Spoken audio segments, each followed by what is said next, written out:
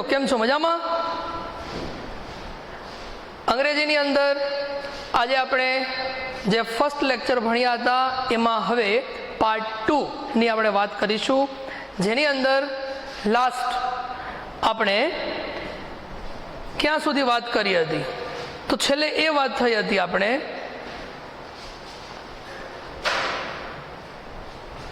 My life will be very comfortable. Then he was quite pleased with his own idea. એટલે કે મારું આ વિચારથી તે ખુશ થઈ ગયો, તેના પોતાના વિચારથી ખુશ થઈ ગયો અને એ વિચારવા લાગ્યો કે મારું જીવન છે કેટલું આરામદાયક બની જશે. ત્યાં સુધી આપણે વાત કરી હતી. તો ત્યાંથી હવે આપણે થોડું આગળ લઈશું, તો એના વિશેની વાત કરીશું. વિદ્યાર્થી મિત્રો પોતપોતાની ટેક્સ્ટ બુક, નોટબુક ખુલ્લી રાખજો, પેન્સિલ ઇરેઝર હાથમાં રાખજો. જેમ આગળના લેક્ચરમાં આપણે વાત કરી હતી એ જ મુજબ જે અક્ષર હોય, જે હાર્ડવર્ડ હોય તેની નીચે તમારે અંડરલાઈન કરવાની છે અને એનો ગુજરાતી અર્થ તમારે એની ઉપર જ લખી લેવાનો છે. તો આપણે અહીંયા ફરી પાછી વાત કરીશું એના વિશેની. તો જોઈએ આપણે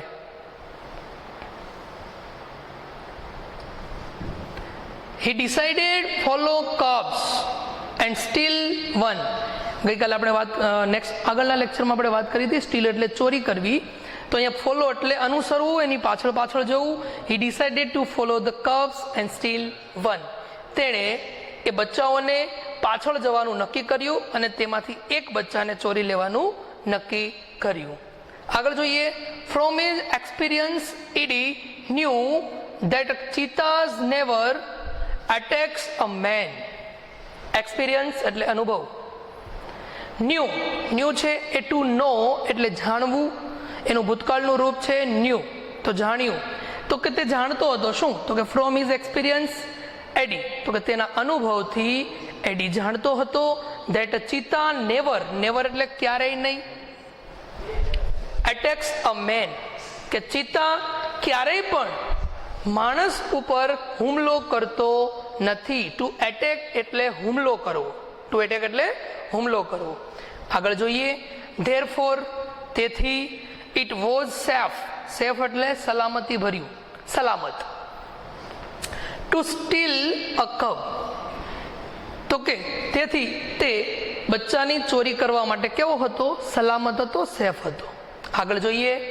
હી followed the cheetah's family till evening, તો કે તેણે ચિત્તાના પરિવારને સાંજ સુધી ફોલો કર્યું, એટલે કે એની પાછળ ગયો. આગળ. એટ ધ સનસેટ એટલે સૂર્યાસ્ત અને સનરાઈઝ એટલે સૂર્યોદય. સૂર્ય ઉગવાની પ્રક્રિયા છે એને સનરાઈઝ કહેવામાં આવે છે. સૂર્યને અસ્ત થવાની એટલે કે આથમવાની જે ક્રિયા છે એને સનસેટ કહેવામાં આવે છે. તો વિદ્યાર્થી મિત્રો ખાસ જે રીતે હું જ્યાં વર્ડ્સની નીચે અંડરલાઈન કરું છું એ તમારી નોટબુક, તમારી ટેક્સ્ટ બુકની અંદર પણ અંડરલાઈન હોવી જોઈએ અને એ જ સ્પેલિંગ છે એના અર્થ એ શબ્દની ઉપર લખેલા હોવા જોઈએ. આગળના લેક્ચરમાં મેં કીધું હતું કે જ્યારે પણ આપણે શાળાએ આવીશું ત્યારે બધાની ટેક્સ્ટ બુક ચેક કરવામાં આવશે અને જે વિદ્યાર્થીને 10મા ધોરણની અંદર 90% ઉપર જવું છે એ બધાની ટેક્સ્ટ બુકની અંદર આ જ રીતે અંડરલાઈન પણ કરેલી હશે અને અર્થ પણ ઉપર લખેલો હશે એવું હું માનું છું. ઓકે, ચલો આગળ વધીએ. The mother cheetah hide her cubs in a thick bush. Bush એટલે જાડી, થીક એટલે ગાઢ, ખૂબ જ દેખાય નહીં એવી જે ગાઢ જાડી હોય એ જાડીની અંદર. હાઈડનું ભૂતકાળનું રૂપ છે હિડ. હાઈડ એટલે ટુ હાઈડ એટલે છુપાવવું થાય, હિડ એટલે છુપાવ્યા. The mother cheetah hid her cubs in a thick bush and left from stream. Stream એટલે ઝરણું, સ્ટ્રીમ એટલે ઝરણું કહી શકાય. તો કે મધર ચિત્તાએ તેના બચ્ચાઓને ગાઢ ઝાડીની અંદર છુપાવ્યા અને તે ઝરણા તરફ ગઈ પાણી પીવા માટે. ક્વિકલી એટલે ઝડપથી. The hunter picked, to pick એટલે લેવું, તો અહીંયા લીધું. Up his net and spear and ran to the bush. ઝડપથી શિકારીએ તેની ઝાડ, નેટ એટલે ઝાડ અને સ્પિયર એટલે ભાલો. સ્પિયર એટલે શું થાય? ભાલો. આદિવાસી પાસે ભાલો હોય જે ફેંકવાનો. મહારાણા પ્રતાપ પાસે બહુ મોટો ભાલો હતો, બરોબર? તો એ જ રીતે ભાલો અને નેટ લઈ અને ઝડપથી શિકારી છે કઈ બાજુ દોડ્યો? ઝાડી તરફ દોડ્યો. He saw 2 tiny cubs. Tiny cups એટલે નાના નાના બચ્ચાઓ. ટાઇની એટલે નાના અને કપ્સ એટલે બચ્ચાઓ, નાના નાના બચ્ચાઓ. શું જોયું એણે? તો કે સો 2 tiny cubs. તેણે 2 નાના બચ્ચાઓને જોયા. They looked at him with their bright eyes. તેઓએ બચ્ચાઓ, અમુક અમુક જે પ્રાણી આપણે કહીએ ને બિલાડી, તો એક બિલાડીની જ એક પ્રજાતિ કહેવાય ચિત્તા, તો એની આંખો છે એ ખૂબ જ ચમકતી હોય છે, બરોબર? તો અહીંયા પણ એવું કહે છે કે they looked at him with their bright eyes. તો કે તે બચ્ચાઓએ તેમની સાથે, તેમની સામે એ ચમકતી આંખોથી એણે જોયું. આગળ જોઈએ. They were too young to run away. Young એટલે નાના. તે બચ્ચાઓ એટલા બધા નાના હતા કે દૂર દોડી જઈ શકે એમ હતા નહીં. રન અવે, આપણે જાણીએ છીએ નાનું બચ્ચું હોય, આપણી સોસાયટીમાં ચિત્તાના બચ્ચા નથી હોતા, કૂતરાના બચ્ચા હોય છે. આપણે જાણીએ છીએ ગલુડિયા જેને કહેવાય, એની સાથે તો આપણે રમતા હોઈએ છીએ. પણ ક્યારેય સિંહનું બચ્ચું જો આવી ગયું હોય આપણી સોસાયટીમાં, તો આપણે એની સાથે રમીએ? ભાગીને જતા રહીએ ઘરમાં, કારણ કે એનાથી તો બહુ સમસ્યા ઊભી થઈ શકે. એ સમસ્યાઓની જ્યારે આપણે રૂબરૂ તમે મળશો ક્લાસમાં ત્યારે આપણે ડિસ્કસ કરીશું. આગળ જોઈએ અહીંયા કે they were too young to run away. તો કે તે બચ્ચાઓ દોડવા માટે ખૂબ જ નાના હતા કે દૂર સુધી, અવે એટલે દૂર, દૂર સુધી દોડી જઈ શકે એમ હતા નહીં. Eddie threw, to throw એટલે ફેંકવું, threw એટલે ફેંક્યું, the net over them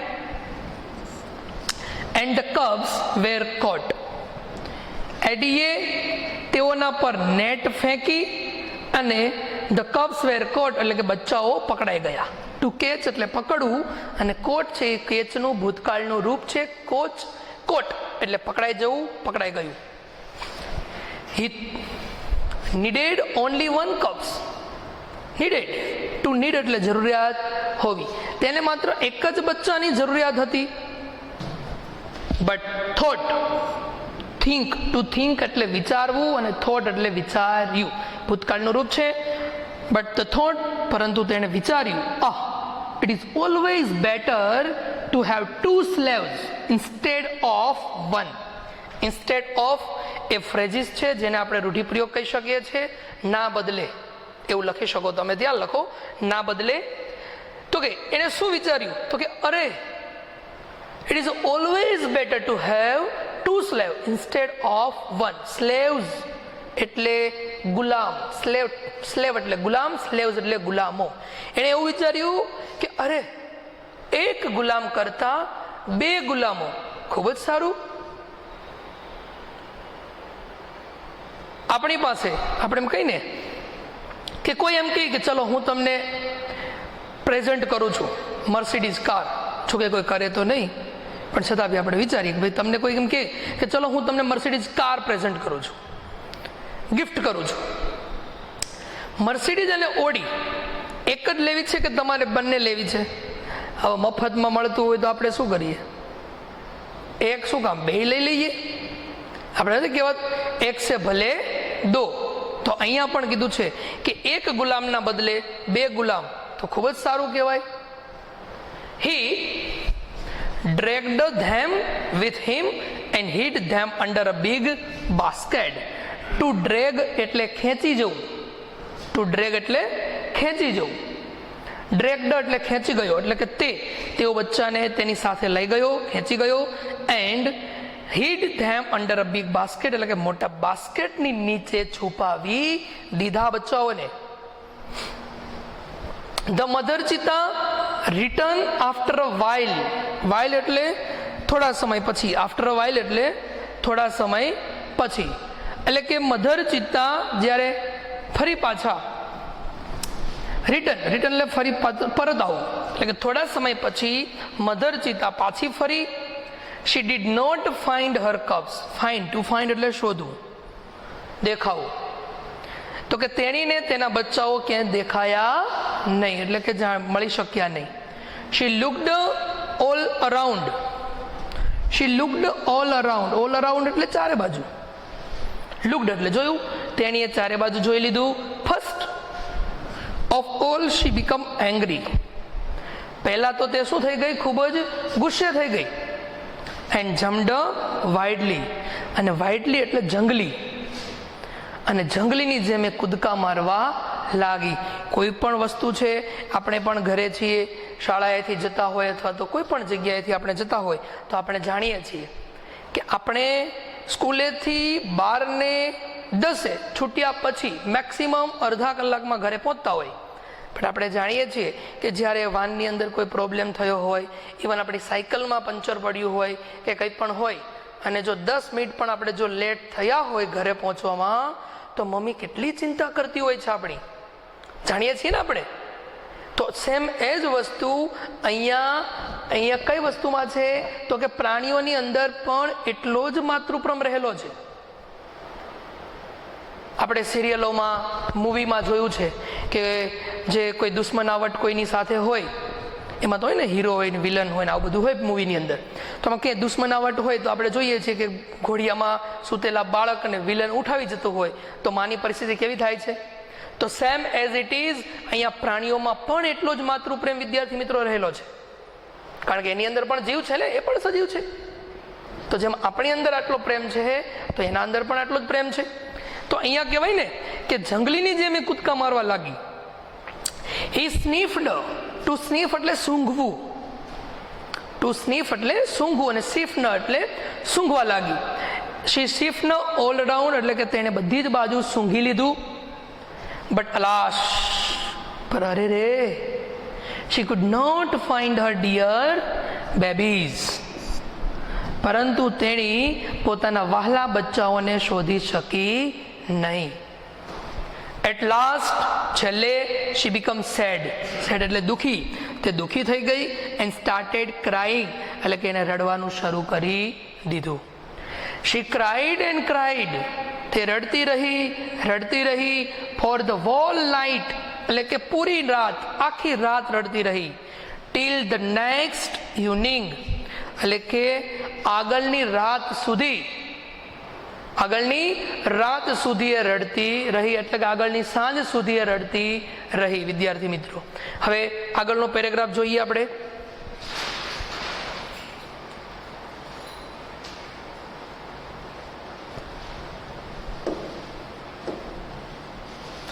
બધા વિદ્યાર્થી મિત્રોએ બધા શબ્દોની નીચે અંડરલાઈન કરી લીધેલી છે, અર્થો લખી લીધેલા છે.